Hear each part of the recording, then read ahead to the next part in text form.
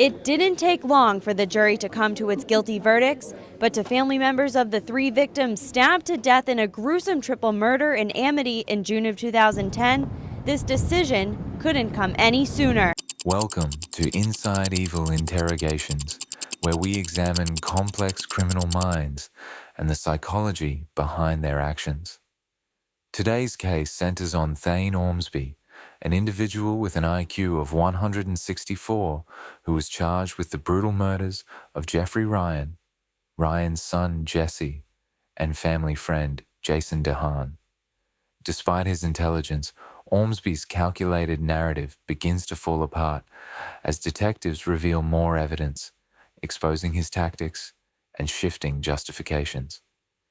This interrogation provides insight into how even highly intelligent individuals navigate high-stakes questioning and how their strategies can ultimately reveal deeper motives. The interrogation begins with Ormsby displaying a calm and detached demeanor. He answers questions straightforwardly, establishing what he claims to be his routine and background. Despite his apparent cooperation, Ormsby's responses are notably reserved, with minimal emotion or personal reflection on the victims. Forensic experts would see this initial detachment as an attempt to control the narrative and remain emotionally removed, a common strategy among suspects trying to distance themselves from their actions. Year-old Thane Ormsby. We have a chalkboard here, so if we need to draw anything out, you can help us out and things like that, because you know the family better than anybody, right? I'll do my best. I don't know that I know them better than anybody, but Well, you know them better than I do. That's what perhaps. you know. So no, we talk to a lot of people. We talk to Tamara, obviously, Mariah. I heard she got arrested. Who? Tamara. Yeah, I guess it's like criminal trespass or something. She was melting off, I guess. She's like that. Just yeah. I talked to Tanya. Tanya. And I didn't know she had a twin sister until Right. Tanya. The funniest part is I'm going across there. They said, "Well, go talk to Tanya, ask her that." And I look up, and here she comes, and I go, "Hey, how you doing?" She goes, "Hi, I'm Tanya. I'm the twin sister." And I'm like, "Well, I didn't know you had a twin sister." so that was pretty comical. Right. So we got talking to her, and she's a piece of work. Oh yeah. She thinks you're gorgeous, by the way. I know. Oh really? She thinks. And she hasn't changed at all since I was young. I can remember her when I was young, and Yeah. she's just the same as she was. Really? Very fiery, very, Yeah. energetic usually. Yeah, she was right on spin dry, But she tells me that she either is or was an alcoholic. I don't know if ever can not be an alcoholic. And that was drank for a while, and she was right on spin dry, Right. But I said, "Well, tell me about Faye." This is before I met you, Yeah. "Oh, he's gorgeous." He said, "She's just gorgeous." I got this zip right here. Oh, I guess I popped it. Yeah. Right, and I'm trying to get a job. Yeah, really. That's always fun. You get a big. I'm still dealing with acne, right? Yeah. Well, it's just typical, like when it's yours or me or something. It's really, it's huge, but it's not. But you think it's huge, So it's interesting, And you make guys like you make me feel old because I've been in this criminal division here for 20 years. Yeah. And you're 20. And I'm so. supposed to. Oh, what? You don't want You've them? been working mix this. these You've up. been working this. I hope I didn't mix these We'll up. find out. Yeah, right. Yeah, you'll know Where's yours? No, if I make that, I'll be going to the bathroom in 2 minutes. Yeah. No, this is right. That's not Is bad. it? Good. Yeah. I wasn't sure how heavy you go with the sugar, so. My best guess. Sure, shit ton of rain. Yeah, I should have warned you about that. That machine is pretty hot. Yeah, they can adjust the temperature on that thing, but they got it cranked right up, so. So he's Dale Keegan, and you're Adam Stoudemeyer. Adam Stoudemeyer. Yeah. You're from New Hampshire. Kittery. Kittery. Yeah, practically New Right. Hampshire. Actually, you say that. I was born at the hospital in Portsmouth, so. Okay. So my first few days of my life, I was New Hampshire. Yeah. I told one of the detectives I used to work with who'd since retired, and when I'd always told him I was originally from Kittery, like I do everybody, and I said, but I was actually born at the hospital in Portsmouth, and he said, "Oh, you lied to me all these years." He says, "You're not a Mainer?" I was like, "Gosh, 3 days, come on, man. Cut me some slack, Right. So anyway. Yeah. How do you like the rough carpentry? The framing and stuff like that? I do like it. Yeah. I like it. I help put up the ridge pole and put up the Yeah. rafters. Yeah. And Yeah. We did all that, the sheathing and the roofing. I was a big part of the roof. It's interesting to see it as it develops and how it goes up. Ever heard of a man named David Lee? He's famous for his work. Oh, really? And he's built 26 of these houses. They're castles, but they're made with oak and shingles. He hand makes them, and I guess he tests them with a .45 caliber pistol. Oh, really? And they don't go through. Yeah. So it's a castle. Yeah. It's bizarre to see Thane talking to the detectives like they're close friends, especially since he's a suspect in a triple homicide. The investigation has moved past the who did it phase. It's now about understanding three main things: his motive, personality, and the contrast. Despite what you've watched so far, you should get a sense of Thane's true personality directly through him. This case here was talking about the beginning here. What type of person you think would do this? No, I haven't given that much thought. But, I mean, cold. Someone would have to be cold. Someone would have to be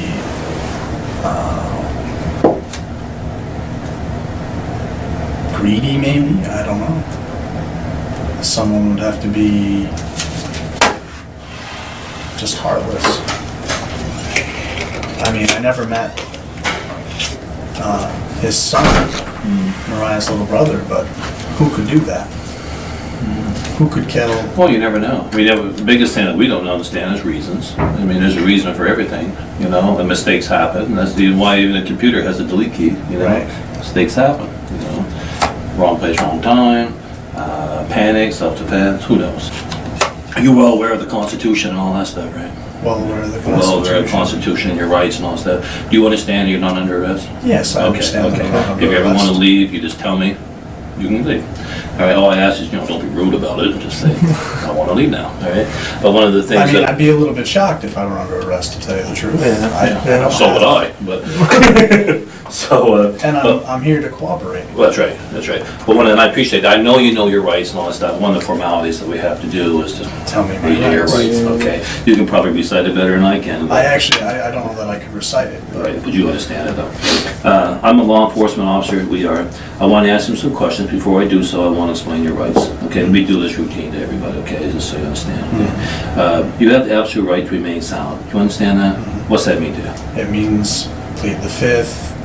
There's another way to Right. explain that, but it means I don't have to say anything to you if Sure. I don't want to. I That's can right. just close my mouth. There you go. You don't have to talk to me if you don't want to, all right? Anything you say can and will be used against you in a court of law. Do you understand that? What's that mean? It means anything I do or say here is, if brought to court, can be used against me. I have a right to repeat Yeah, you have anything a you right to say. repeat anything I say. You have the absolute right to advice of a lawyer before any questioning and the presence of a lawyer here with you during questioning. Do you understand that? Basically, this means that if you want to talk to a lawyer or anything like that, let me know. Do I need to talk to a Me lawyer? down. That's up to you. You know, I want to just talk to you about the families. You know, if you cannot afford a lawyer, one will be furnished you free before any question if you so desire. Do you understand that? Yes, sir. Now, there's not many people that can afford lawyers. I can't So- afford a lawyer. Yeah, I can't either. Yeah. But don't let that hold you I back. Okay, understand. if you think you want to talk to one, you let us know. If you decide to answering questions now, with or without a lawyer present, you have the right to stop answering at any time.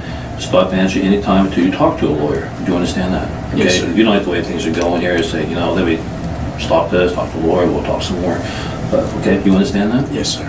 Okay, now, having all these rights I've just explained to you in mind, do you wish to answer questions at this time? Yes, sir. Good. Okay. Formalities, right?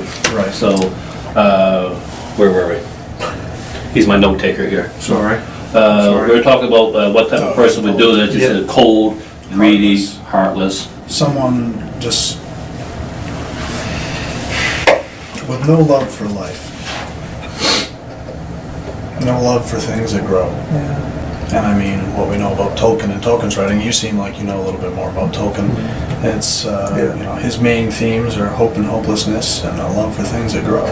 He was very much against the Industrial Revolution and stuff like that. Anything that took away from nature, took away from life. Detectives steer the conversation toward Ormsby's relationship with the victims. He provides general descriptions, but his tone remains impersonal, referring to the victims almost as abstract figures rather than people he knew.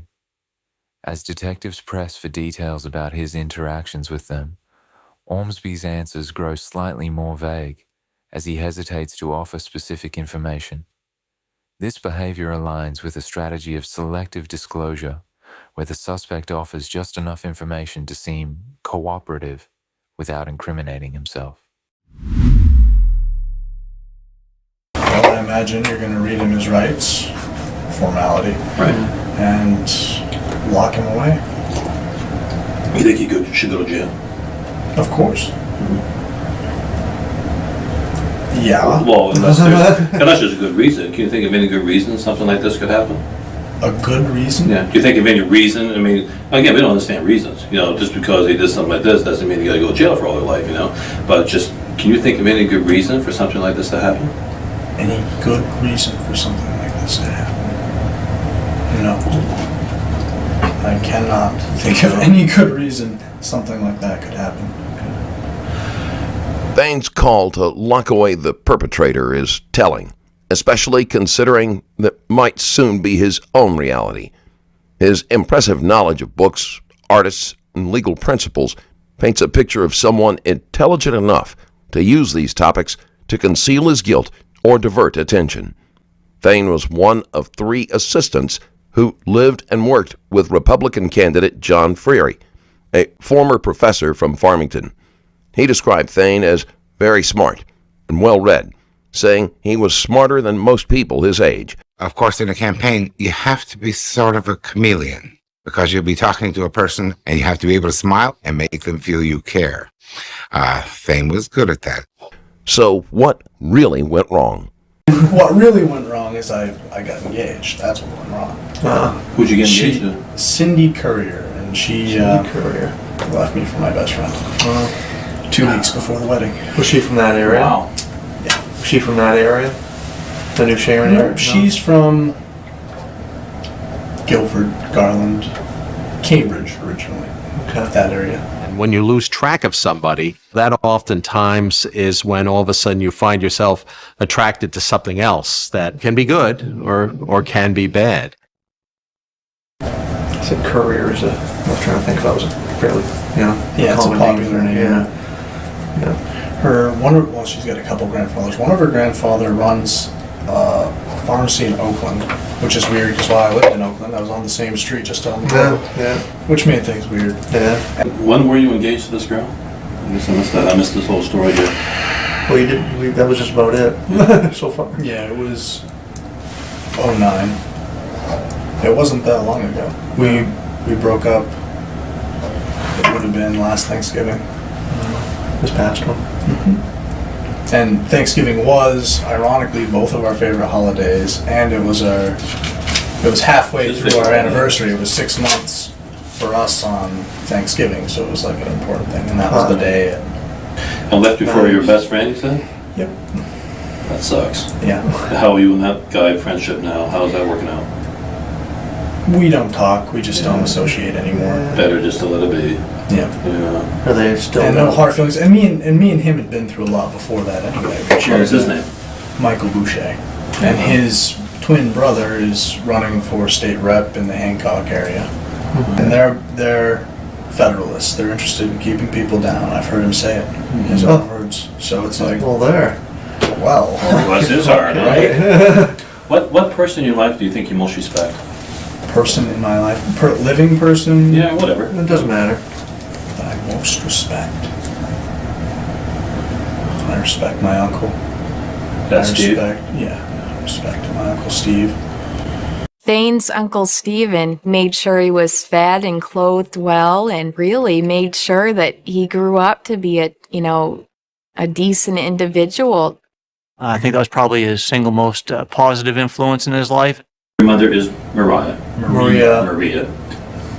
And Maria and Tamara were good friends forever. Is that how I remember that? Yes, Okay. but I hadn't seen Tamara in years. Okay. Why is that? Why is that? Well, I had been away for a couple years, and they had stopped talking because of my mother's girlfriend, and I can't blame her. Get along? Because my mother's wife Yeah. is obnoxious, bipolar, unhelpful, spiteful. Wow. Just not a nice person. I mean, she's a lesbian. I really don't know. Okay. I don't understand why. Yeah. I don't. That's something I've never understood why. You never. Because they've had an Are you and abusive your mom? Are you and your relationship. mom close? Not really. In fact, I don't even really know her anymore. Really? Oh, okay. It seems like over the last years, it's almost like she's not home anymore. She's not there. Why you didn't Oh, graduate? okay. What happened there? It was getting ridiculous by that point, and I had found a job and found work, found a girlfriend, lost my virginity. Oh, Jesus. I waited till I was 17, and I was one of those kids who really wanted to wait for marriage. Right. And I'd gone to church Yeah. a lot. Yeah. So your early senior year, you lost your virginity. Would have been, yeah, early senior year. Did that bother you at that time? You seem bothered by that now. Did that bother you at that time? No. Not I that mean, night, obviously. No. A couple of days later, Well, you it was go. the morning. Yeah. I mean, looking back, there've been moments where maybe I was like, oh, I probably shouldn't have done that, but that's just joking, jesting, because really, it doesn't matter. What's done is done. Yeah, you can't change it. I can't change it. And in some ways, I'm glad I did it because I learned more about myself. Yeah. What'd you learn? Well, I'm pretty good. You might think you've already reached the point of no return in getting to know him, but there is so much more to his story. Now you're probably curious about Thane's relationship with the victims. Here's a brief overview. Thane knew Jeff Ryan's ex, Tamara Stout, and had even had a fling with their daughter, Mariah. In fact, Tamara was a close friend of Thane's mother, Maria Ormsby. Thane had recently moved in with Tamara's parents, Robert and Joy Strout, a living arrangement where Thane got a place to stay and the Strouts received help around the house. I recently released another highly intense video on my Patreon, an explosive altercation between two cops, where tension escalated so quickly, resulting in a drawn gun and a devastating gunshot. In a mere 26 seconds, witness the events unfold as two officers engage in a fight that turns deadly. Watch this video and more at patreon.com/strangerstoriesplus. Steve, you were at Uncle Steve's through the high school years? That's right. Okay. So obviously things were not going good with your mom during this age time. 12 up to age 17. You lived with Uncle Steve. Okay. Anything significant happened at age 12 to make you want to move out from mom to go with Uncle Steve? Well, Anything significant? it wasn't my choice. It was a matter of DHHS or DHS, Department of Health and Human Services. Sure. It was a case of abuse and violence and alcohol and all that other stuff. Not to get personal about that time in your life, but what type of abuse was it? Not to get personal. Was it physical abuse, mental abuse, or what did you feel was going on? Physical, mental, and they were abusing drugs and alcohol. They were. Yeah. Any sexual control going on back then? No. That's good. A lot of that going on these days, you know. It's sad. So you were there. So back in high school now, you said you had 20 credits going on, and you could have got done in like Could have got done, but didn't. And I was just too stubborn, I guess.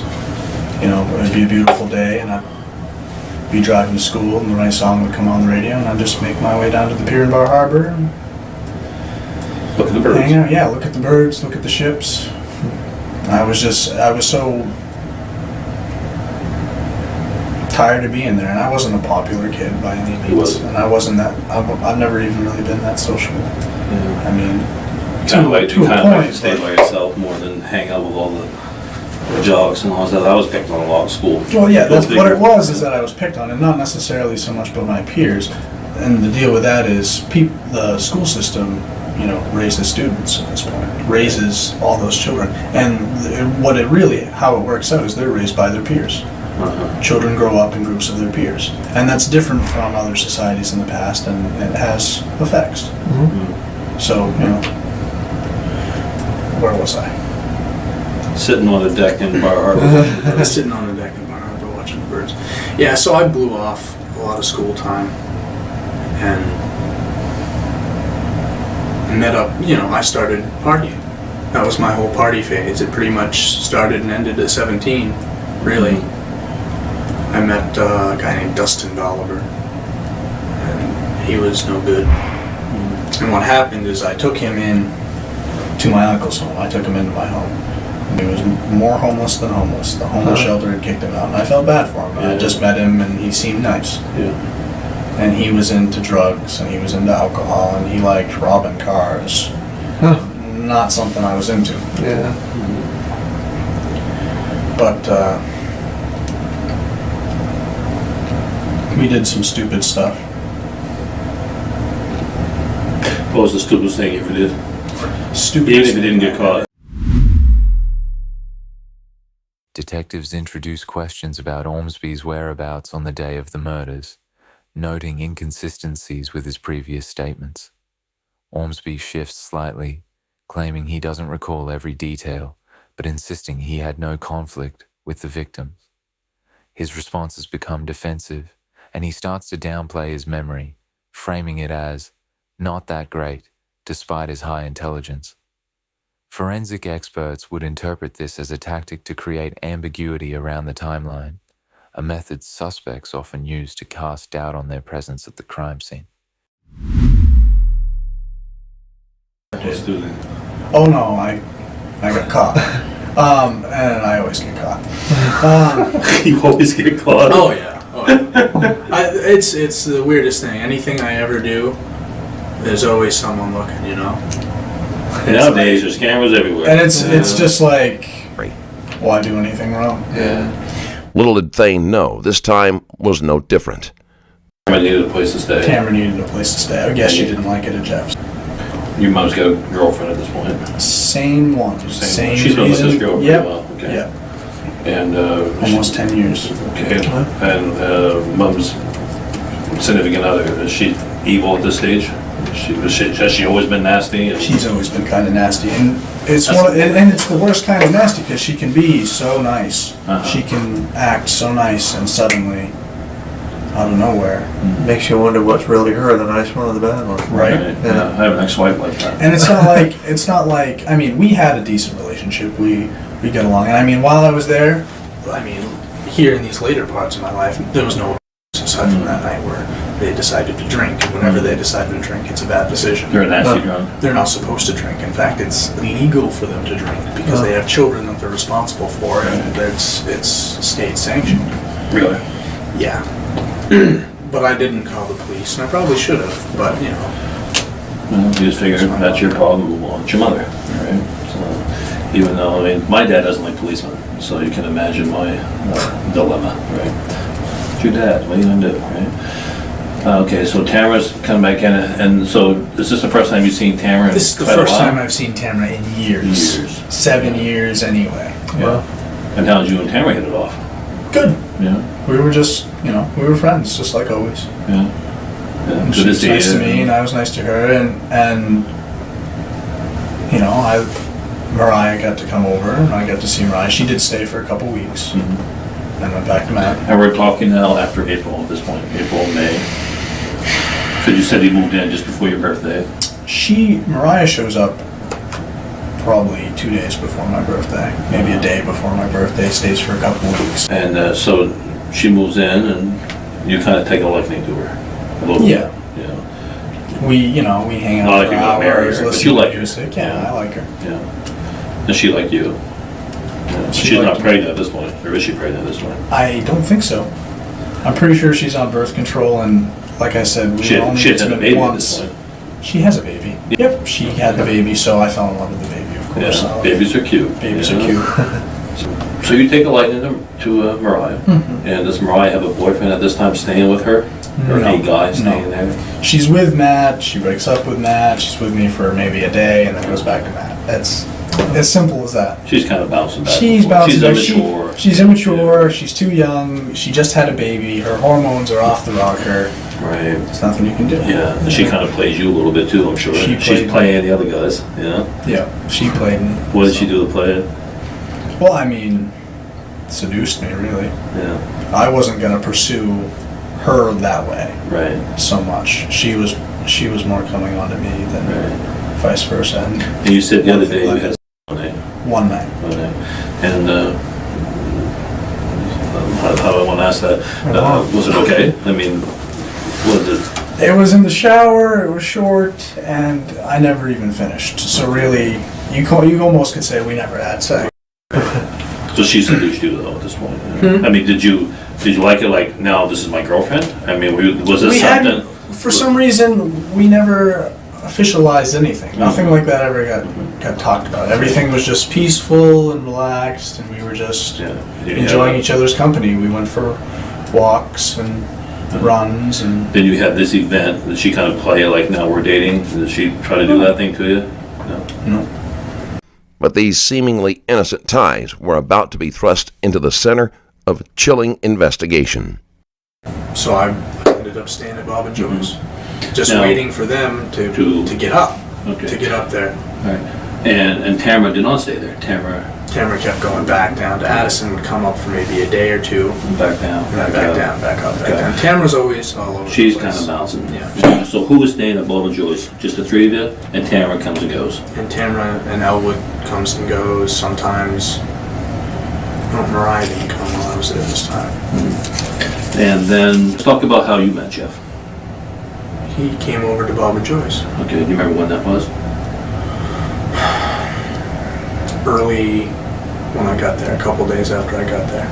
Okay. And at that point, Craig was there, his girlfriend. Okay, now you talked about earlier how you went up there and you stayed for There was just a couple a week weeks, and and then you come came back back. to Are you the talking that Jeff met you during that time? No, Or no, I'd never this met Jeff time that when you're coming up. This time, I met him when I was up there to stay, This day. while I was staying there. Okay. And he came over a couple days after I got there. Okay. And tell me about that conversation. How'd that go? We didn't really have a conversation. I mean, he came in and he talked to Bob and Joy, and I was there, and they introduced me. They said, "Oh yeah, this is Thane." Was the little boy not there No. at this point? No. He was with his mother. At some point, Jeff leaves after a half hour or so. Jeff leaves. Yeah, Jeff was. Okay. And you stay at the house I had gone up there. that same day. Or when I'm so confused about when you went, because you said before that you asked him to try to get you a job and stuff. I asked him about work. Work. Right. I asked him if he could find me any work, and I went back up to check and see if he had any work, if he That heard day. anything. That day, right? Yeah. And then you, at some point, you went back though, and that's when he told you that I'm having a hard time trying to find you a job. I'm having a hard time getting where you went there more than once. He didn't know of anything. Mm-hmm. That was the second visit or third visit you were back there to All right, Jeff's? let me think about this. Because you said before that you asked him to get you a job and stuff, and then later in our last interview was he had I asked him if to he see could any jobs of any find a work, if he knew of job. any work, Right. any sort And of then odd his jobs. last interview, you said to me that you went up and talked to him and he couldn't find you anything, Okay. and you had the beer and all that stuff. So tell me about that. Okay, so I go up to talk to him. How long ago after the first visit were you up there? A week. About a week later? About a week later. Okay. And what's going on when you're up there this week later? It's just Jeff. Jeff's alone drinking a beer, mowing his lawn Outside. outside. And how was Jeff doing? Jeff was doing good. Yeah. Jeff was talking about his son, saying he was going to be back. Okay. So Jeff's son was not there Not at this there. point? Okay. So this was about a week before this happened? And Because you only lived up there 3 weeks, you said, right? yeah, it's all such a short proximity. Right. So you were there, you met him, and then about a week later you go out. So that would have been a week before this whole thing happened. You were there. The detective knows exactly what he's suggesting. After recounting his first encounter with Jeff, Thane is about to discuss their second meeting, one that will likely invite more direct questions and stir up some serious suspicion. How did you get there? How did I get there? I walked up. You walked up. Yeah, it's a short distance. You didn't take a ride. No. Okay. Okay. Do you mind? I'm a visual guy. Can you draw the trailer for me and say where you went in that trailer? Because it's important to see where you went and all that. Can you do that for He me? showed me around. Sure. Yeah, right there. The interior of the trailer. Yeah. Or the whole life, everything. Here we have the kitchen bar. There's your refrigerator where I got the beer. Here's the door to the house. Here's the porch. Here's Shadow. This is the living space here. How does this work? Here's his treehouse. Where was I? I came up the front lawn, and he told me to come on in, grab a beer, and then he's got chairs here. We sat down here.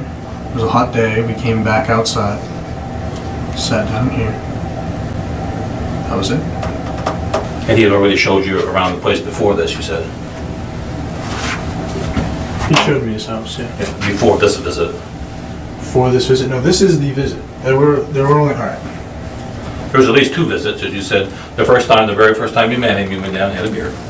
Then you said, I asked you, it was the second or third visit that this happened, and you said it was the second visit. I'll that be straightforward because there's no reason I can't. I appreciate that. I do have a bicycle. Right. We know this much. Okay. And Is it a 10-speed with the handlebars come down around? No. So you had a bike, right? I have a Okay, bike. tell me about that. I appreciate you being honest. Well, because it just... Detectives begin to introduce forensic evidence, including fingerprints and possible weapon matches. Ormsby's demeanor grows tense, though he continues to deny involvement, framing the evidence as circumstantial. He becomes more verbose, trying to justify why his fingerprints could be at the scene, citing past visits. This defensive stance suggests an attempt to preemptively explain away incriminating evidence, a common approach when suspects sense the evidence might directly link them to the crime. Okay. There are only 2 occasions I've met Jeff. The one where he comes down to the house. Right. And I combine those 2 occasions into one. Okay. A week later, I come back. And you're on your bike this time? And I'm on my bike this time. And I ride my bike, but I ride my bike on the road. Right. And I ride it on the lawn. Okay. And I park it right here somewhere. Okay. And I come in and I have a beer with him. And he shows me around the house. During that visit? Yeah. During that visit. And that's the only visit, though, that I've made to Jeff. Well, no. You said the first time. He visited me and I Right. visited him. The same occasion. You said the very first time he met you, you asked him to get a job and stuff, and he said, come on. Two different man. occasions. I combined the 2 in one, just to be simple. No, each time you were here. How many times you were at this house? Once. Once. I've only been there once. I've been to his house once, and it was just Jeff. And this time here, he shows you around. And he shows me around.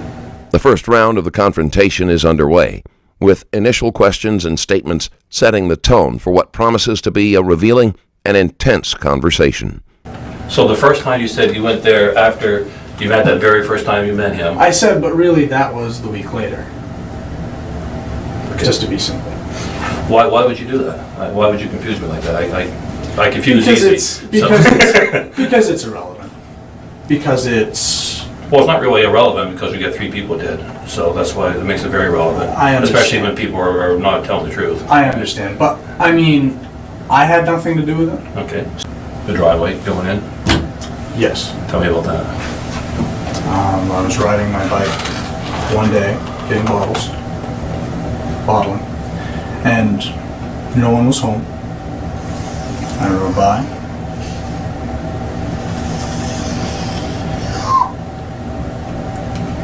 I rode by twice. Okay. And that's when you went up the driveway? Yeah, I rode by. I rode in. I rode out.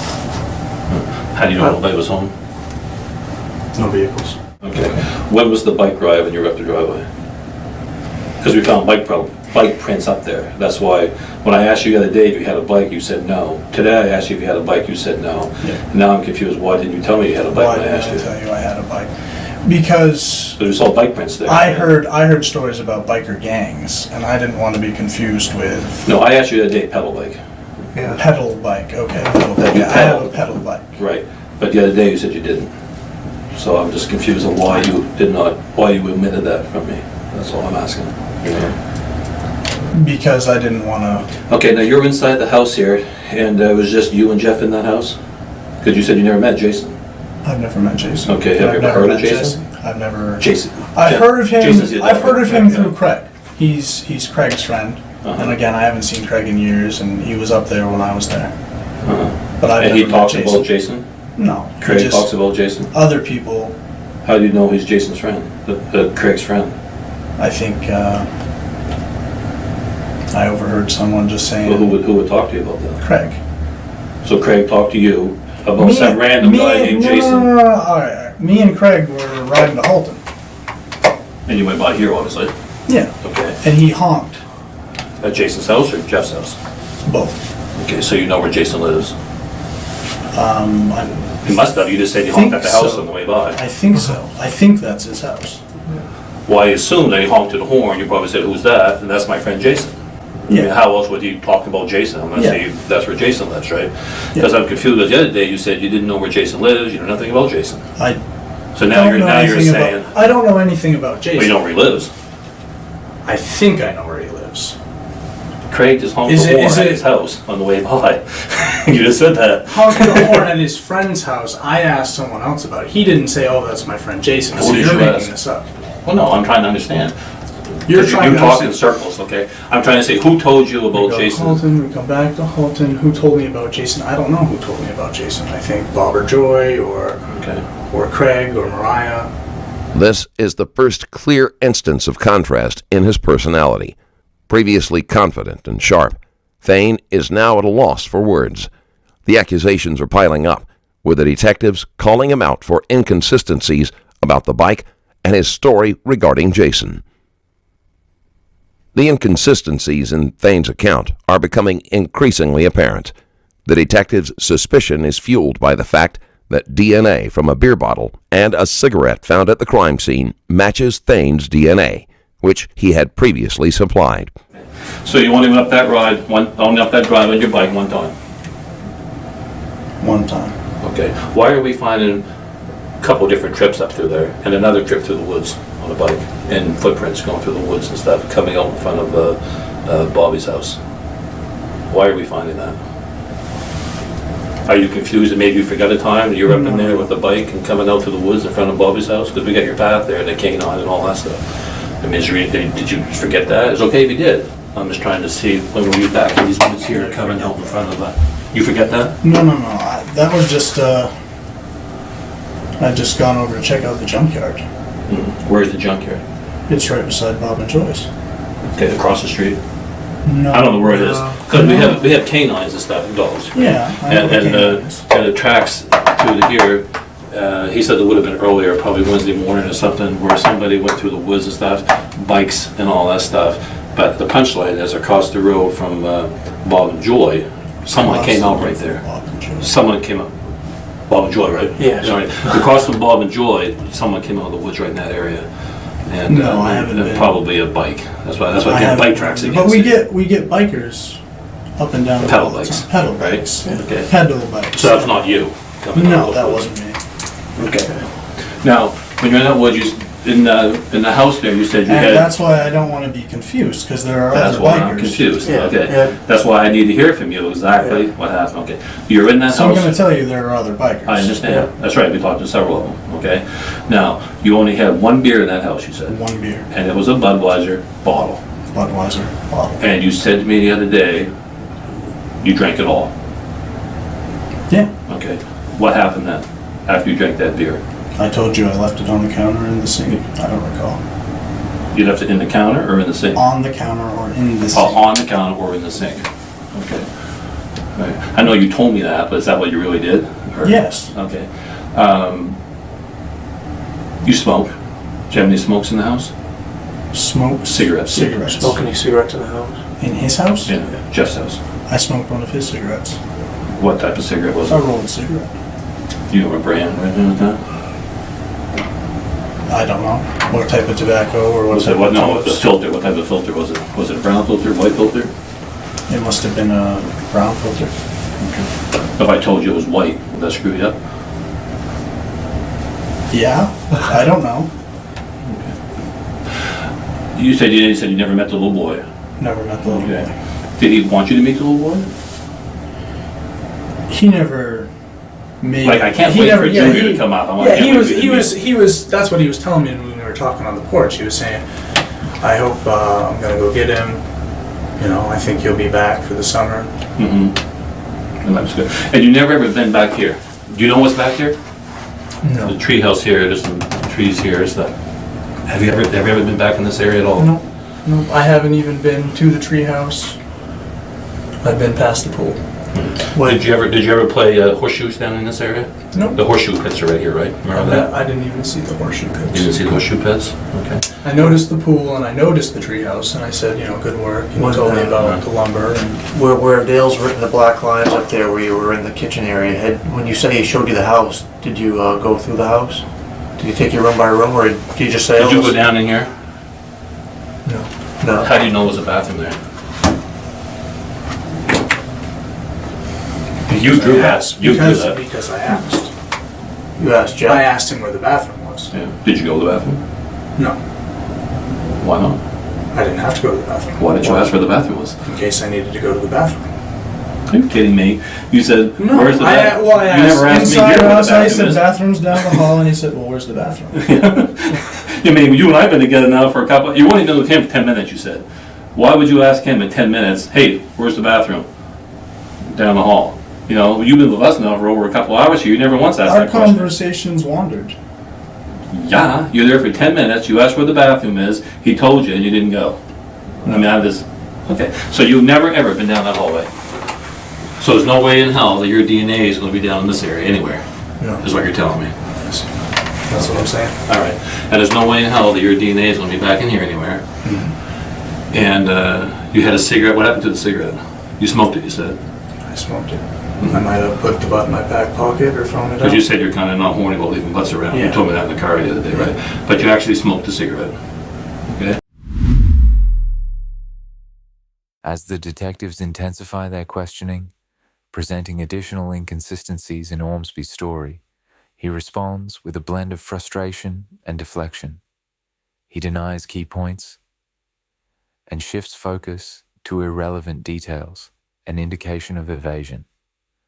Forensic experts recognize this as a tactic suspects use to draw attention away from the primary line of questioning, especially when they feel cornered. His intelligence allows him to keep his responses calculated, though the frustration hints at internal conflict over maintaining his narrative. Have you ever been on these streets up in this area? Nope. Only been one time on the bike back and forth here. Yes.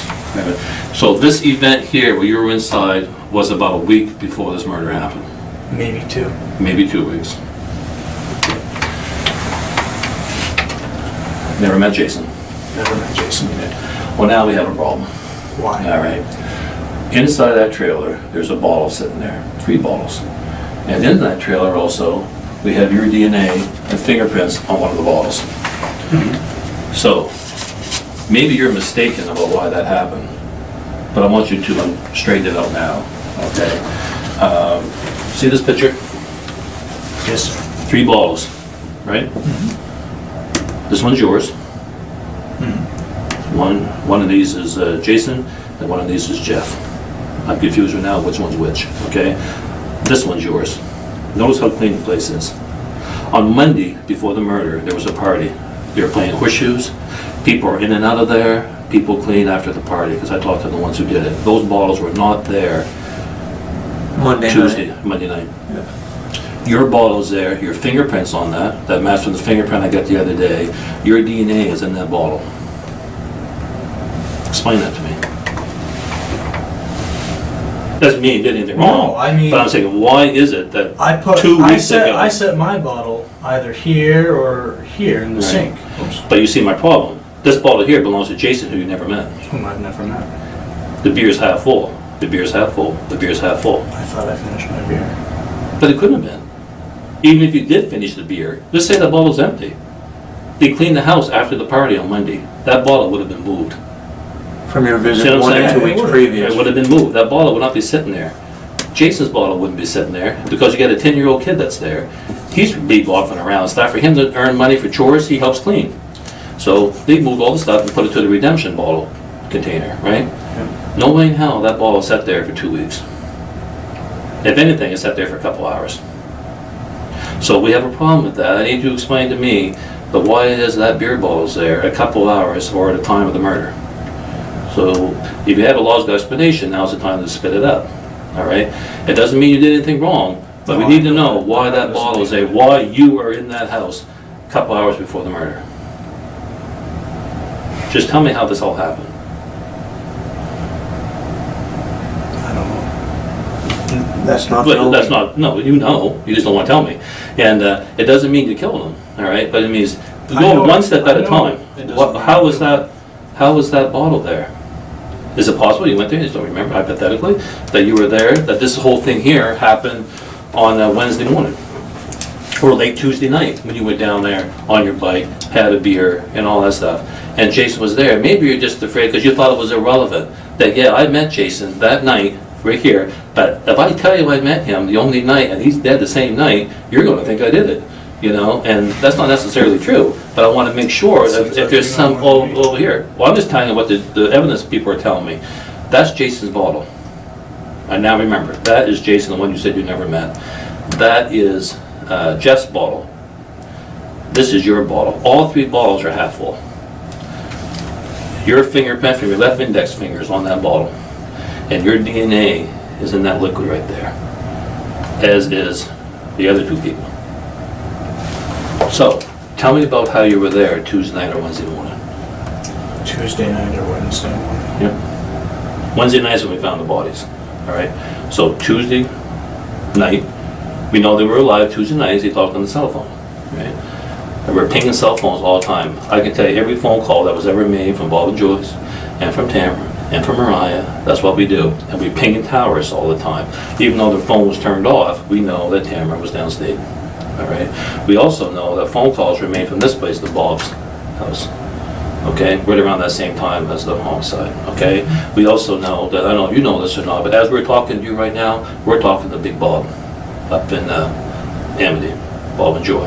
Okay. Bob is telling us what he remembers, and he's telling us about bringing you down here and stuff. All right. But I want you to tell me how that bottle. He says that you were up there Wednesday morning. Bob says that. Tell me about that bottle, how that bottle ended up there. You said you were a guy before that likes to, you know, you always get caught. And every time you ever get in trouble, you say, hey, you walked into the police station, here I am, this is it. That shows me you're a man of integrity, you're a very intelligent man, and the politics and all that stuff. You seem the type of guy that's very right, straightforward, and I just like, no, it is what it is. You know, it is what it is. You were there just before the murder, or when this accident happened, all right?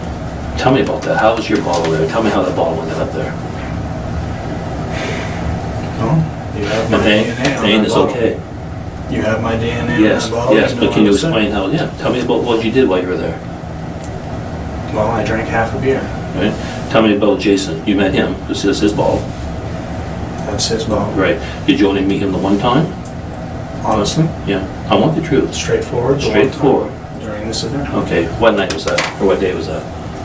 Tuesday evening. Tuesday evening? Okay, tell me what happened Tuesday evening there. How'd you get there? My bicycle, Okay. and those are the tracks. Right up the driveway. Where was Jeff when you got there? Inside. What time of day was it? You said it was evening. I mean, was it dark? Was it Not dark. not dark? Not dark. Okay. Jeff was inside. Was Jason inside? Inside. Jason was inside. They Was were- the little boy inside? At the counter, having a beer. They were- Inside, playing TV. You didn't know the boy was there, did you? The boy was out back playing Nintendo or something. You didn't see. You didn't know he was there when you first got there. Okay. So you didn't know the boy was there. So the three of you were sitting there having a beer, right? And it was just was the four-wheeler there? Yes. Okay.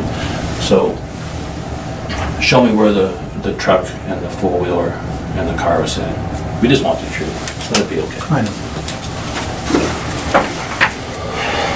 We know that's the truck. We know that's the car. I think that's the four-wheeler. Four-wheeler's right there?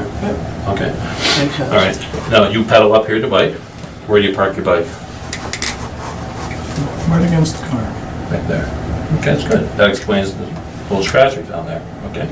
So, you go inside, you're sitting at the bar with Jason and... I'm sitting at the table. I'm sorry, let me look at They're sitting at the bar, I'm sitting at the table. tables here, I'm sitting in this chair right there.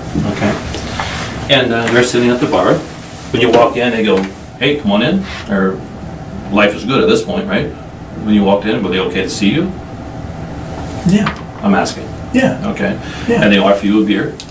yeah, You go to the refrigerator and get the beer. yeah. Because you had one before, you know, with the beer's cap, he's gonna grab your beer, right? You stop, you sit at the table, and they're sitting here, and they're having a smoke. At this point, you have a smoke.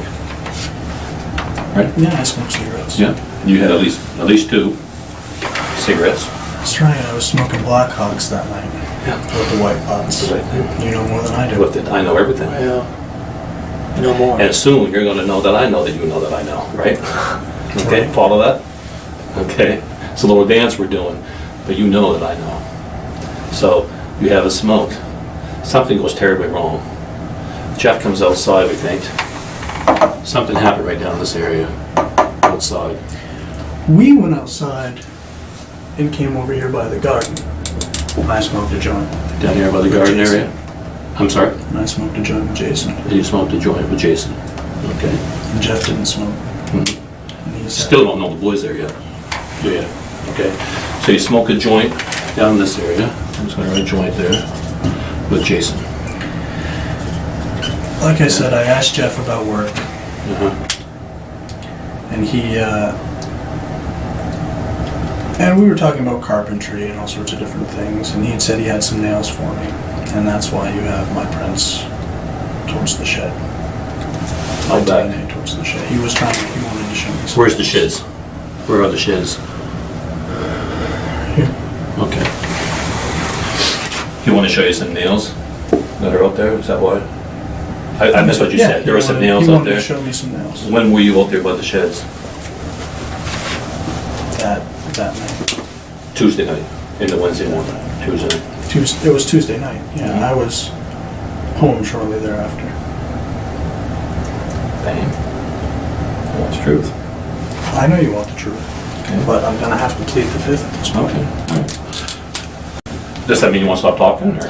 For a minute, I'm gonna Okay. need another coffee. Okay, and why don't, here we do. I'm gonna Dane. need to take a cigarette, and if Right. you could bring me a joint, maybe. I want you to, go get your cup of coffee. We'll give you a piss break. If you want. Detectives press further, introducing evidence of motive, including possible conflicts and financial issues. Ormsby attempts to deflect by downplaying his relationship with the victims, claiming that he had no reason to harm them. His responses become rehearsed, repeating that he had no issue with them.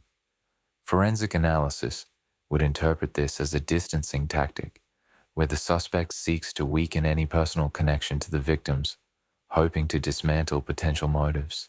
Some food, we can make that happen. I'm hungry too. I cannot get you a joint. They kind of frown on that. Yeah. Okay, I cannot get you a beer. Trust me, I want. I beer. don't want a All beer. right? I do. I do want a joint. Yeah, if I could give you a joint, I would. All right. Here's the deal. I'm gonna make all that happen for you. All right. You know that I know the truth, and I want you to know that they're doing a search warrant right now up at Bob's and Joyce's. We got full statements from both of them.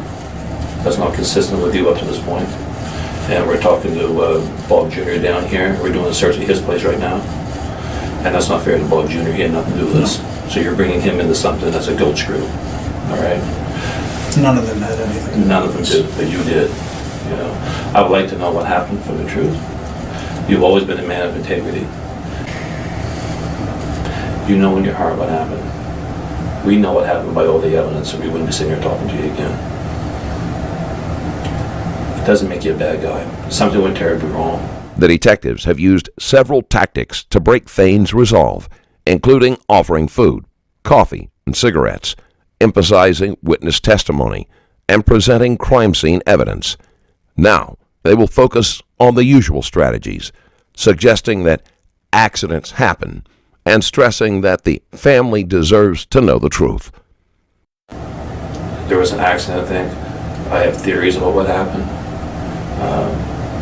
But The family we usually deserves- the family deserves the truth. Yeah.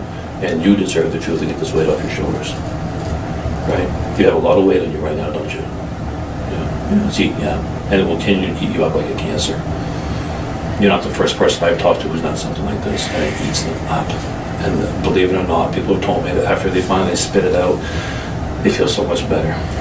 I don't want a media mess. I don't either.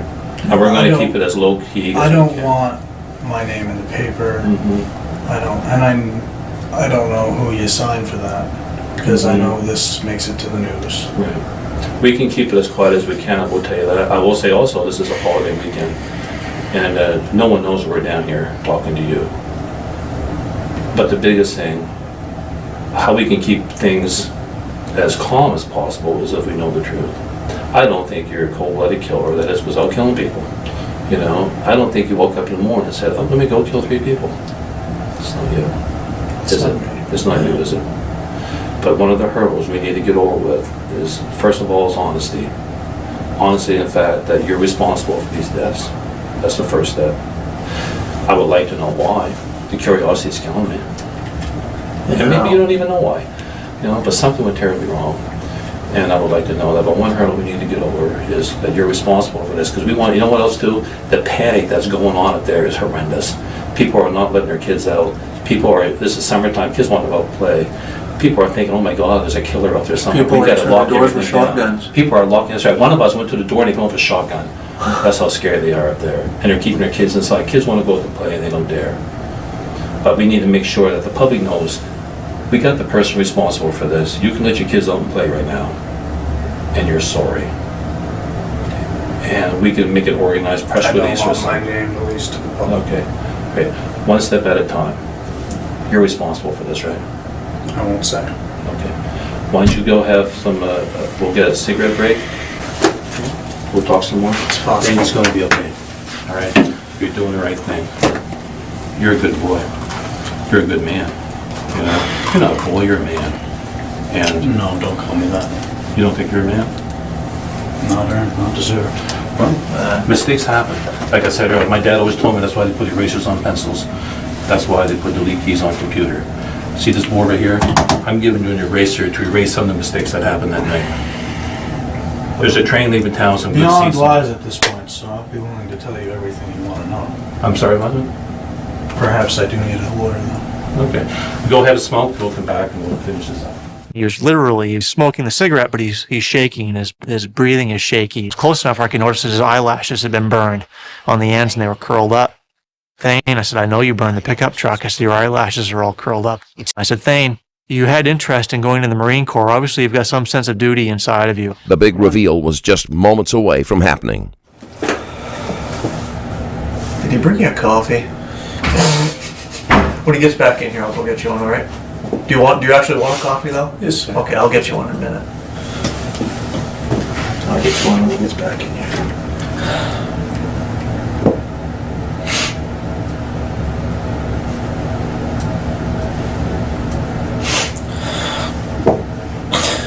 This is the first time I've cried. Yeah.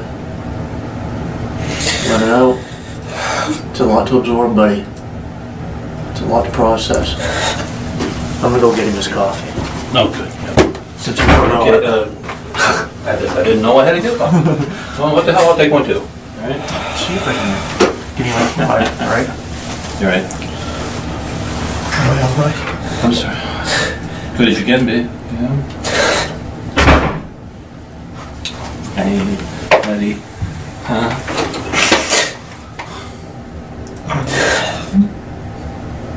Dane, I want you to know that I'm here for you the best I can be. I cannot make you any promises about the media. I can't make you any promises about that. That's way over my head. I will go to bat for you. I will go to bat and talk about this conversation. Where? I will go to bat for you. I will to bat. I mean, I will stand up for you about what you tell me in here, and about how you're cooperating and stuff like that. Yes, sir. I will not be doing any press releases because I don't do that. That's up to my commander that does new stuff. I cannot control them. I mean, obviously, I understand other where this people. goes from here. Okay, I other understand people. I want you to understand that I can't control that. that I'm you not can't promise control you. that, and you can't promise me anything. All right. I understand that. Out of free will, I will give you. Okay. Can I just, you just said out of free will, I'll give you what you want, okay? One of the things we have to do is read your right again, okay? You know how the system works, This right? time I'm under arrest. No, you're not under arrest. You're not under arrest, all right? I do have to read your rights again. Only reason being, because you said, well, maybe I should talk to a lawyer. I think I will invoke my fifth. You're one of those deals, right? But I want to make sure now, you said you're willing to talk to me. I want to make sure you know that I didn't beat the hell out of you outside. I was afraid of that, honestly. And You were afraid of what? You scared me that day you left. You were afraid of And what? I knew you Beat were. I knew you were on to me, but yeah, I was afraid you were the bad cop and you were going to beat me up and beat it out of me. No. This is as excited as I get. But what I told you that day, if you did it, I'm going to get you. You What know? did I tell you? Do you remember? Huh? What did I tell you? Do you remember? You said I didn't do it. I said I know. Oh, that's right. This is the second instance of contrast between Thane's initial confident, intellectual demeanor as a grown man and his current state, where he is reduced to tears like a young boy. I'm a law enforcement officer. I want to ask you some questions. Before I do so, I want to explain your rights. You have the absolute right to remain silent. You understand that? Yes. You don't have to talk to me if you don't want to. Yes, sir. All right. What happened? Everything was going fine, to tell you the truth. And I did see Jesse, and Jesse was in the living room. And he was playing video games, and we were just mildly introduced. And we had a beer and everything, like I said.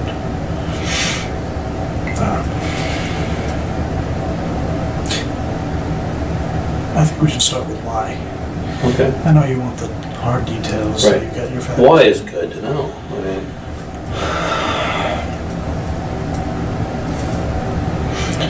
Jeff Ryan. Jeff Ryan. Yeah. And I never got this far, Alvin Silsby. And I've never met him either. Alvin Silsby? Yes, sir. Okay. And he probably has nothing to do with this case and has Right. nothing to do with the situation. Right. But back in the day, there were 3 people that were the biggest drug dealers. I won't mention one, but the other 2 were Jeff Ryan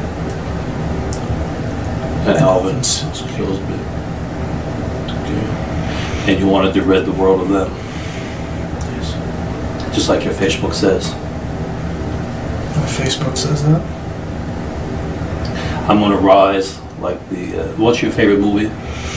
Boom Dogs or Boom something? Oh, Put that one you're over talking about my Facebook. Facebook photos, Rise from the Yeah. Ashes like a Phoenix. Right. No, that's just talking about starting my life over. Nothing on my Facebook has anything to do To do with this. Okay. So you hated Jeff because he was a drug dealer? Because of the things he's done to other people, Uh-huh. because of what he was. Right. Okay. We've reached the third. Detectives challenge Ormsby's alibi, pointing out that his timeline doesn't match witness statements. Ormsby reacts by offering vague justifications, stating he could have been mistaken about the times. His responses are calculated but evasive, aimed at maintaining ambiguity. This behavior is often seen in suspects attempting to sustain a failing alibi, especially when they're confronted with credible counter-evidence that makes their initial story less plausible. But I don't believe in drugs like that. And drugs are a big part of your family's past. With your mom and... It seems like everyone I know Right. has been hurt by it. So you said when you got there... I'm sorry? It's cancerous. Yeah. Drugs are cancerous. So you said when you got there, everyone's in the house, in the kitchen area, and the little boy's playing Nintendo or something on the computer? Whatever he's playing. Whatever he's doing. On the TV. You said you're just kind of like introduced in passing? Yeah, we just introduced and talked and went outside to smoke the joint and blah, blah, blah. And Jeff was Everything's going abnormally good. nice to me. Abnormally nice? You know, he was nice to me. Which makes it strange. Right. But I did have it out for him. You did. Yes. When did it turn from everything going fine to not so much? He say something to you? Did he- No. No. Did he have to? No. No. Where you found him. Where you found my prints. My DNA in the shed where you were showing me nails. Yeah. He was out there to show you some nails or something, That was it. and he bent over to get you the nails. What happened? I think you know what happened. I like to hear from you. I have theories, but I like to hear your side of the thing. I know what happened. I want to see if you can tell me what happened. If I can tell you what happened. Jerry? I killed him You killed Jeff. And how did you do that? with a knife. So he was bent over, and No. no, Back to. he was back. He was back to you, and you stabbed him in the back. I'm asking. Yeah. Okay. And where'd you get the knife? It was my own. It was that bayonet type knife, Large. knife, and that's the one you keep sharpening all the time, right? And that was your. And you brought that with you because you always wear it. I knew you knew that much. Yeah. So But I knew that. he's outside. Okay, he's out there by the shed, and Jason's in the house. Jason and the boy are in the house. Jason and Jesse Jason and Jesse. are in the house, Jason sat down next to Jesse on the couch. Right. and you guys are outside, and you're thinking, now it's time. He never said anything to you? He was just trying to help me. Okay. Despite Jeff's attempts to assist Thane, Thane ultimately ended up killing him. While this seems cruel enough, he's yet to reveal some most disturbing parts of this case. How many times did you stab him, do you think? Those are questions I don't know the answer to. Yeah. Are you saying 1 or 100? I mean, Multiple. multiple times? Okay. Okay. Obviously more than one. Okay. I don't So know. you stab him, and does he fight you back? Momentarily, but I didn't want it to be a prolonged thing. I wanted it to be as clean as possible, and unfortunately, I mean, it wasn't long, but It's not like television. it's different from what you expect. Right. Yeah. And I'm not even much of a TV watcher, and obviously I have enough intellect to know that it wouldn't be like television. Yeah. So, does he say anything to you after you first stabbed him? He didn't understand me. Why would you do this? You know, what the He asked you, what the why are you what doing the it? stop, holy shit, Jesus Christ, those type of words. Did you say anything to him? No. Never said a word. No. So finally he drops. Okay, what happens? What's the next thing you do? Well, in my mind, I knew that I couldn't just leave him there with two people who just saw me. It's daylight at this point, right? Or getting dark, or? Obviously, this is premeditated murder, is the term you used for it. I don't know. Yes, it is. It is? It is. Did you go there planning to kill him? Yes. You did? Okay. All right. How long before this were you planning this? It was really kind of a new revelation. Were you planning it like for days, weeks? I mean, Part of it. when did you start planning this? Maybe days. You planned it for days? Thought about it. I Thought. thought about Consider Okay. it. Consider. All right. So when it come time that day, when you were I want like to. I want to go back to explaining okay, what my plan was. right. What is your plan? My plan was to kill Jeff Ryan, to take his vehicle, and to kill Alvin Sosby, and leave no witnesses and evidence. Okay. Unfortunately, Jason was there. Fortunately, Jason and Jesse were there. Right. So you kill him outside. Do you hide him at this point, or do you go take care of the other two? I go. Okay. What happens then? You have a lot of blood on you at this point. Okay. And then what do? You come around up the stairs in the house? At this point, I'm in a mode. I'm scared, and I have to finish what I started. Mm-hmm. In my mind, Mm-hmm. it was a job. It was like a hit to me. Mm-hmm. And they were on the couch. I started with Jason, and then Jesse ran to the back room. Okay. Now, Jesse, was he sitting on the couch the first time you stabbed him, I'm assuming? I'm asking. Yes. You stabbed him? Yes. And does he stand up? Does he just... He ran. I stabbed Jason. They were sitting side by side. Right. Jesse ran to the back room. I thought Jason was done. Or You thought Jason I didn't did? think he was going anywhere. Yeah. They both, all of them talked. What did Jason say? I'll explain. Sure. I mean, how detailed do you want to be? As much as you can. So what, just walk through my memories, Yeah. Thane. What do you remember? Walk me through it. I'm already guilty. I might as well. Right. I stabbed Jason, and Jesse ran to the back room. So I chased Jesse, and he was the quickest. He just said he was scared.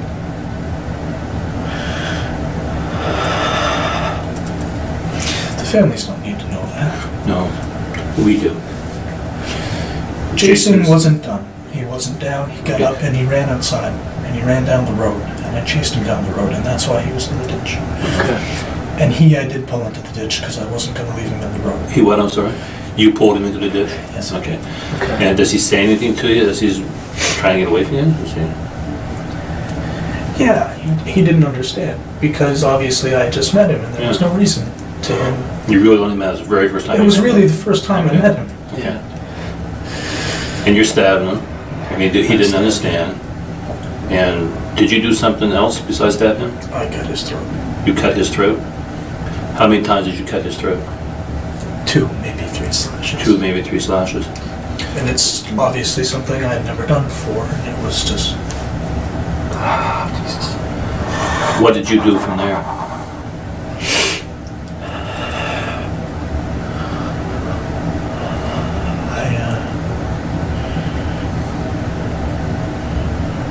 I made my ways around the premise. I ran around the back of the building, in front of the building. I went inside. You know, Where's Jesse at this I took a look and picked up whatever I had dropped. I had lost a bracelet in the struggle. Did you find it? I found it, and I had lost the hat, and I'd found it. I knew I had the beer bottle, and I thought I took the beer bottle, to be honest with you. I thought I put it in the back of the truck. And if you look where you found the truck, you'll find the beer bottle I thought was mine. You grabbed Jess by mistake. That's what we couldn't understand. How did Jess Ball get at the scene? You grabbed Jess by mistake. Okay. I think that bottle was already in the back of the truck. Okay. I threw my bike in the back of the truck. Right. I went around and tried to wipe off any evidence. You wiped up the sink. I found that washcloth that you found Right. on the table. Yeah. And I washed off in the sink. You Yeah. must have seen Yeah, something I there. did. Now, where's Jesse at this point? I'm sorry to go back there. Because you said that Jesse went up and went running. You went back there. He And he ran said he straight was to his scared. back bedroom, and this is why I know where the bathroom is. Right. And this is the occasion where I asked about the bathroom, and I did ask about the bathroom, and he said be inside, because not that that's relevant. Right. So he goes to that back bedroom. What happens to Jason? Or Jesse? Jesse's the one who runs to the... Yeah. Right. I get the names, but the little boy. He runs to the Jason back. runs outside. Right. Yeah. And he Ja- runs down to the end of the road. And that's where you slit his throat. Right. That's where I chased him down. Do you go back in the trailer then to take care of the little boy, or is he already dead? He's at this already point? done. Okay. Detectives introduce additional forensic evidence, including potential DNA matches. Ormsby's demeanor shifts noticeably, and he adopts a more defensive stance, dismissing the evidence as possibly contaminated or misinterpreted. Forensic experts view this tactic as an attempt to undermine the validity of the evidence without outright denying its existence, a strategy employed by suspects who realize direct denial could damage their credibility. So you stabbed him on the couch. You jabbed Jason on the couch, Jesse in goes the running. bedroom. What happened to the little boy? You said you went back there. Any conversations with the little boy? Oh, he just said he was scared. I He never said he was talked to him. scared. And how many times do you think you stabbed him? Well, I heard on the news 5, so I'm assuming. But Well, you know how the news is. I don't know. You don't know. Is it possible you stabbed him 5 times? It's possible. Where on his body did you stab him? From the back. How was he positioned? Do you remember the little boy? He was behind his door. He's behind his door. Is he laying on his back or his stomach? He's laying on his stomach. He's laying on his stomach? Up on his knees. Up on his knees. Lean. His hands are kind of like this? Detectives often gauge a suspect's remorse, and in Thane's case, the answer is a big and clear no. Thane's obsession with proving his intellect and capabilities is likely to be the very detail that contributes to his downfall in court. Part of him really wanted to talk about it because it would be exciting and something he was proud about. You only stabbed him one at this point inside the trailer? How many times did you just stab him inside the trailer when you saw it? 3 or 4 anyway. Okay. I don't know. And you thought he was dead at this point? I thought he wasn't making it out of the house. Right. Because that's when you said you cut his throat twice, at least. Once I pulled him into the ditch. You put him in the ditch first? I pulled him down into the ditch. Yeah, I brought him down, put him to the ditch. I know I hit him in the head once, and I was that shot. I was nervous. I was by the road. So what did you do to Jeff? Do you leave him there? Do you hide him? Or? No, that's right where he landed. Because he was like in the shed. He was found in the chicken coop on his back, underneath the thing. I know, it seems like a weird spot. Did you drag him in there? No. Or did he like try to get away from you? He tried to get away from me. And you went in, you like on your knees, stepped in. Yeah. Now there's a blue hood to an automobile there. Did you move that? Did you put that hood up against him one way or another? There's a blue hood to an automobile in the chicken coop also. Yeah. Okay. Yeah. Okay. So tell us about that. He just... Did he drive you down there to Tamara's that night, Tuesday night? Or was it Wednesday morning when you first saw Bob?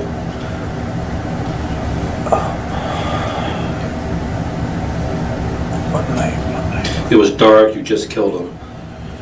Did you tell Bob right then, or did you tell him Wednesday daytime? I told him right after I did it. You told him right after you did it, right?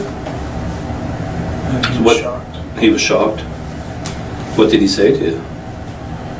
Not much. I just asked him to bring me some coffee. And he told me to stay away from the house because I was covered. Yeah. Because Bobby talks about how he went down there and helped you burn the truck. Well, you burnt the truck, but he gave you a ride back after that. So he gave me a ride. Obviously, I drove the truck. Obviously, my hair was burnt. Actually, it blew me up. It did? Knocked my ass to Did you cut your hair since then? Yes, sir. And shaved, and my face is already healed. But No cuts on you? You never cut your hands at all? no cuts. I was wearing a glove on this hand You were wearing a glove in that hand? for the truck. For the truck. When you stabbed him? No No gloves. gloves. Do you think you planned this for a couple of days to kill Jeff?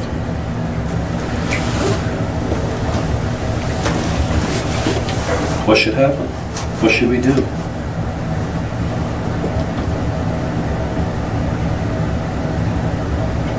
What do you mean? What should we do now? We as police, what should we do? You need to arrest me.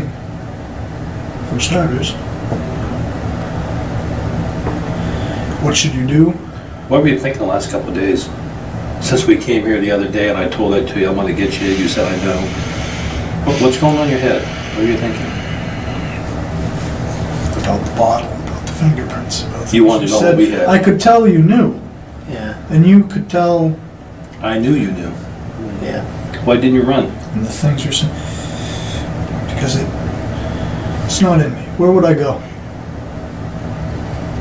Run from what? We were kind of taking bets on the way down. Are you going to be here? We thought you would be. Where are you going to go? I thought you one day. I mean, I had it in my mind. I'm like, yeah, I could slip out the back door and live in the woods, but For how long? for how long? Now the detectives are going to play a strategic game, complimenting Thane on his skills and professionalism. Their praise would seem genuine, but it'll be a calculated move to keep him engaged and potentially reveal more.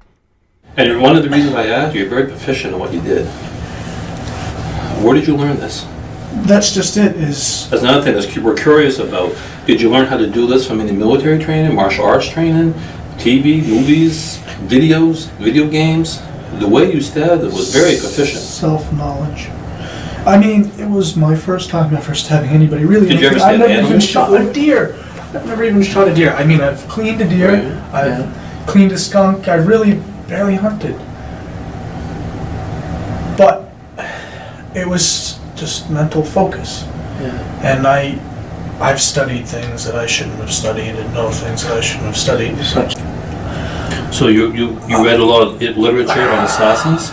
I mean, We're back to the original question. Is where did you learn to stab like that? I didn't. Tell me the technique you used to stab. Was there anything significant the way you stabbed him? Not really overhand. It wasn't like a stab in and out. Was there anything significant that you did when you went in and out with the I knife? didn't try and turn it or anything. I didn't try to be fancy. I just tried to be quick. I wanted to be quick because I didn't want them to suffer. It was quick. It was calculated what their doing was. We interview people, right? What the evidence people were telling us, it was quick, confident, cool, and very unique. That it was a stab, twist out. Every one of them was almost military. They said whoever did this is either trained or done training on it, or a military person, assassin, like a SEAL, Navy SEAL. So really, I guess somewhere in the subconscious of my mind, I've developed myself as just that, an assassin, and with Have you ever practiced with it? no training. Okay. Have you ever With practiced sheer mental imagination. Okay. Just Have you ever read literature on how to stab? no. Never read literature on how to stab. I mean, I've heard different things from different people, but nothing like that.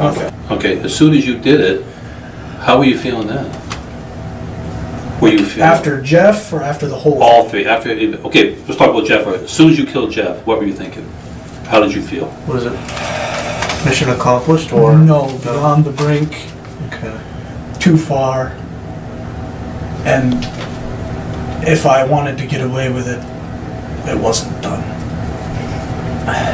So I went in and I killed those two other people.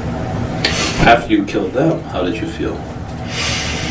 Now there are no more witnesses. Uncertain. I wasn't sure if I left fingerprints. Obviously I did. I didn't wear gloves. Were you trying to cover your tracks? I wouldn't have killed those other two people if I wasn't trying to cover my tracks. And reflecting, I wouldn't have taken the truck, only I had it in mind that I was going to go see Alvin Silsby. And by the time I got to the dump, and after the truck honked at me, I was just too shook up. Do you still think you did the right thing? Do I think I'm I've asking. done the right thing? No. Because you went there, I need to rid society of the evils, right? Do you feel that you've done that? Do you feel you've done the right thing? Or what are you feeling right now? Not the fact you just confessed to us, but how are you feeling? Jeff Ryan.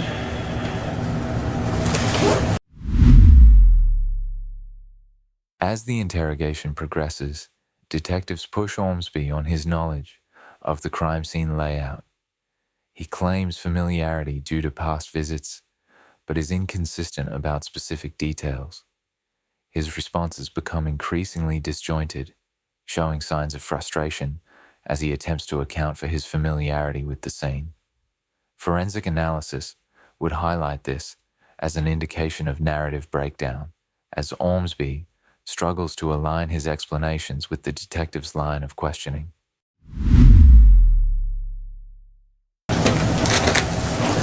Was a bad man. Yes. Does this go back to how you said he affected your life? The other two people were perfectly innocent. And I mean, I didn't know anything about them. Back to Jeff, do you still feel you did the right thing? I'm trying to pick your brain. How do you feel right now? Do you feel you did the right thing by killing Jeff? Well, here I am ready to go to prison. That's a Other hard than question that, to yeah. answer. Do Other I feel than like that. the world's a better place without Jeff Ryan? Yeah. I'm uncertain.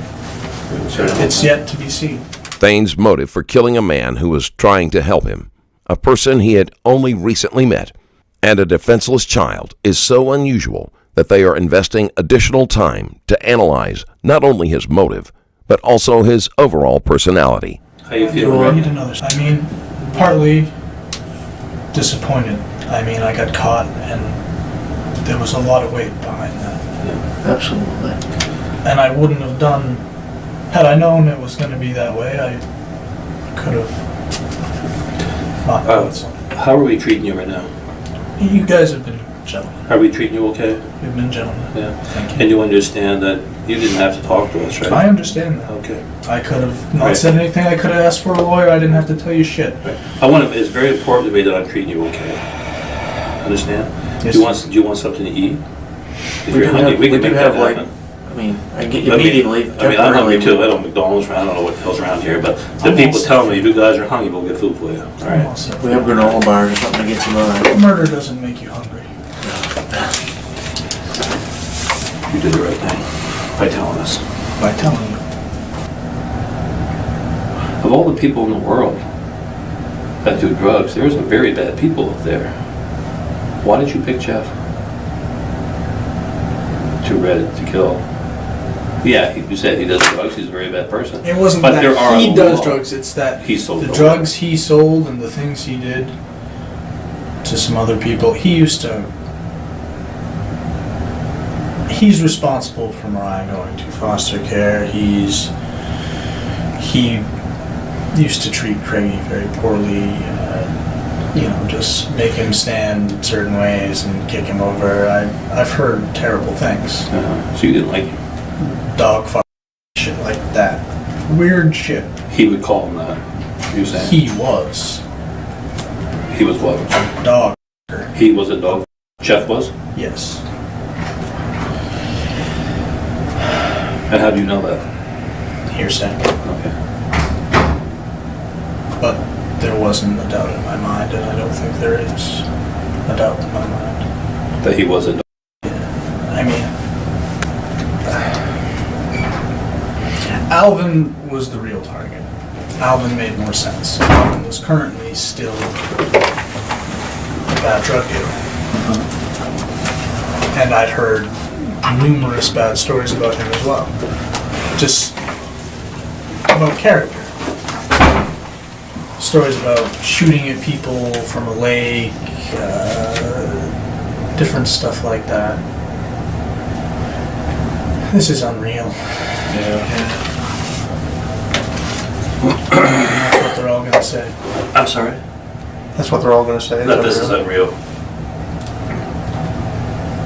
In my mind, they were the team. Nothing like this was anticipated Right. Okay. From Bob. from anyone else but me. Solely me.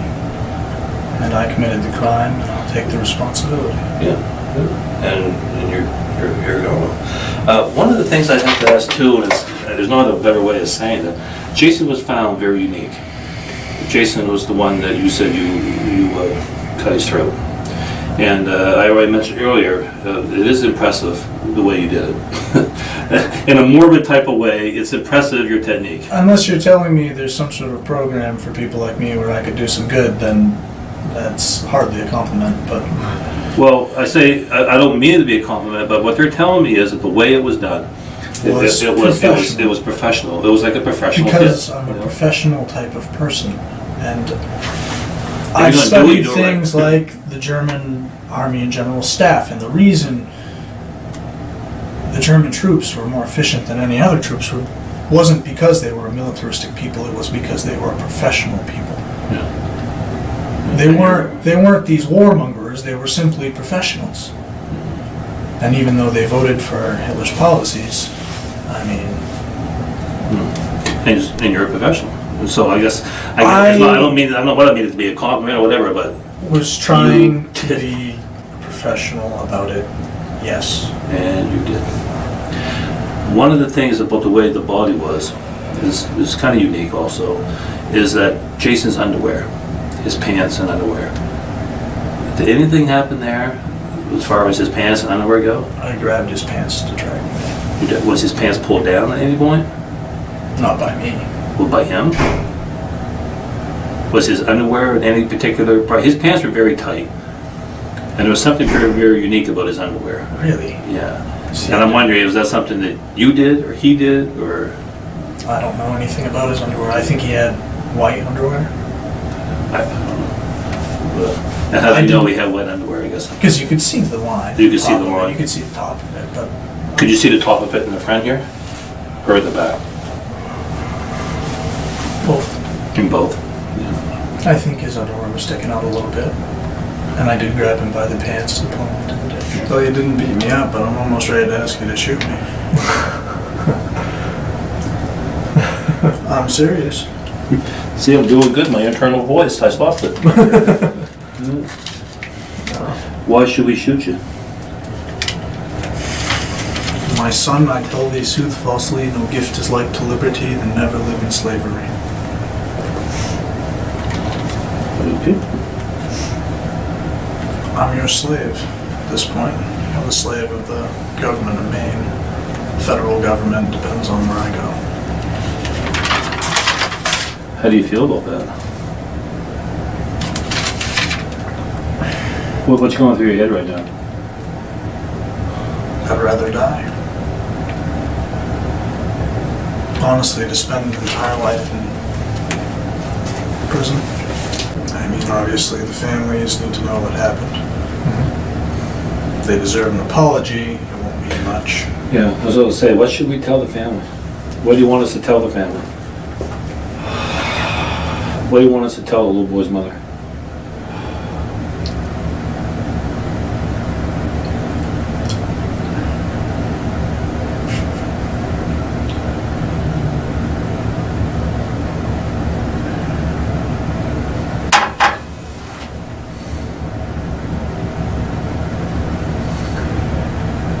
That it wasn't personal. That it wasn't to her, that I'm sorry. What can you tell her, honestly? I don't know. I can't bring him back from the dead. You can't send me to Hades. No. But you put him there. You killed his son. What do you want us to say to the mother? Or what do you want us to say to Jason's wife and 3 little kids? He has 3 kids, what, 1, 2, and Ted or something. Anything you want us to tell those kids? Other than the fact you're just trying to see if you're proficient or not?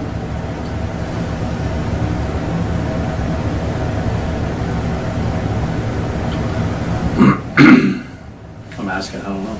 But I'll tell them anything you want. I'll tell them anything you want.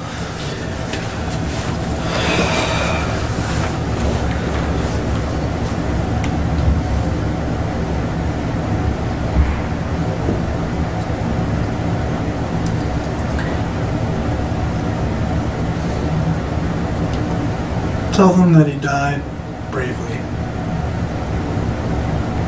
It's the best thing you could tell them. Did he die bravely, or you just want to tell him that? Not really. He didn't die bravely? No. You mentioned he was talking to you?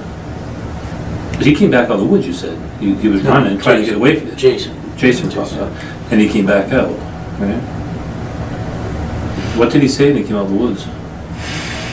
He just didn't understand, and I wouldn't expect he would. Did you say anything to him? No. I told you I didn't talk. I know, but refresh your memory, you know. Did you say you're sorry? No. Subconsciously, yes. Yeah, but out loud, Out loud, no. nor the boy. You never said anything to him.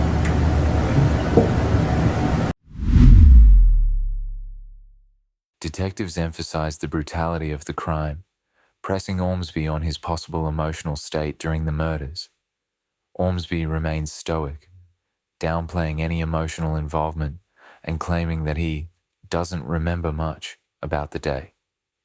This detachment, despite the gravity of the crime, suggests an attempt to appear unaffected, which forensic experts recognize as a common approach among individuals trying to appear innocent by portraying a lack of emotional connection.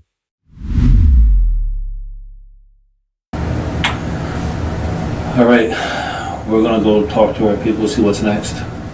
It's clear that if he were even slightly smart, he would have secured a lawyer, though given the evidence, it might not have made much difference in his case. I know sorry's not good enough. No, I know. But you can throw it out there. Mariah? only to her, but about her, I'll miss her. Maybe that's not the right thing to say. Yeah. I'm more curious about anything than, I don't need to know, I'm just more curious. What would happen if you got away with this? If we didn't catch you, would you have continued? You think you would have done this again? No. Would you have gone and found that other guy that you had on your list? Not any time this decade. No. I was completely ready to settle. You know, Best possible outcome. okay.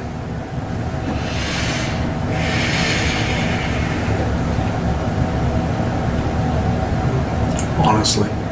Yeah. That good things could grow where evil was destroyed. And you might not see it like that, but it's quite possible that these families will now become closer or stronger where they weren't.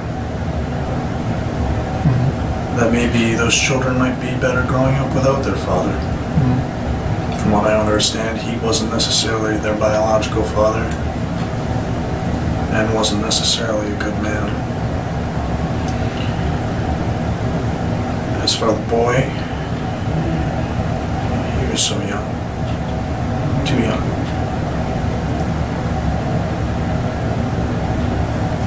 But from what I understand, he too was well on his way to Thomaston or further. Yeah. Here I am ready to go to prison, but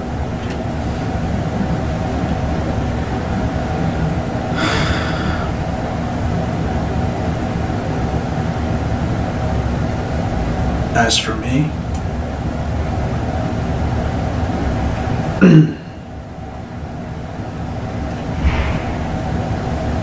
I have a feeling what's going to happen is I'm either going to die in prison or be committed to a death sentence. Best possible outcome, I still have a lot of good nature to me. And I could still be used for good purposes.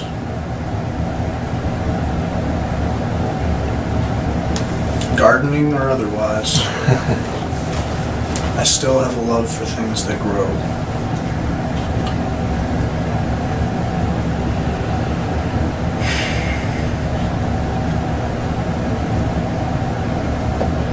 I still have dreams. What do you see? I see a young, smart guy.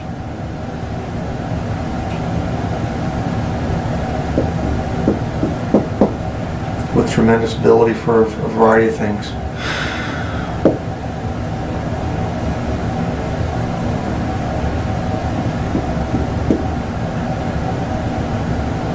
A big waste. Those other people would carry their memories. Shakespeare. A crown, a cottage, or a grave. It's a trick. The cottage is a grave. There's only one way to go, it's for the crown.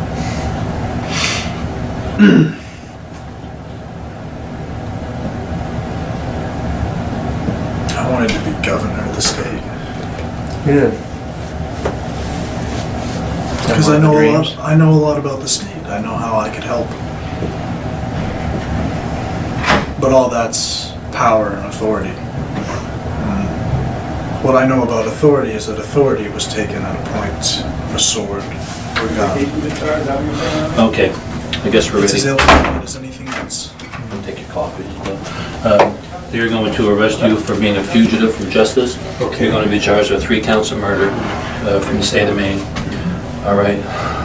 Could I maybe finish my coffee? No, it's not. Okay. In the final phase, detectives present Ormsby with an opportunity to confess, emphasizing the weight of the evidence against him. Ormsby remains defiant, insisting on his innocence but showing visible signs of exhaustion and frustration. He reiterates his alibi and denies any involvement, but his tone lacks the initial confidence, suggesting he senses the weakness in his story.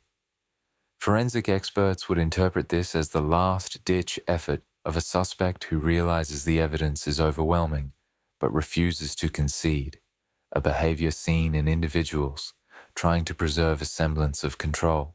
Thane Ormsby's interrogation reveals a calculated but unraveling attempt at controlling the narrative.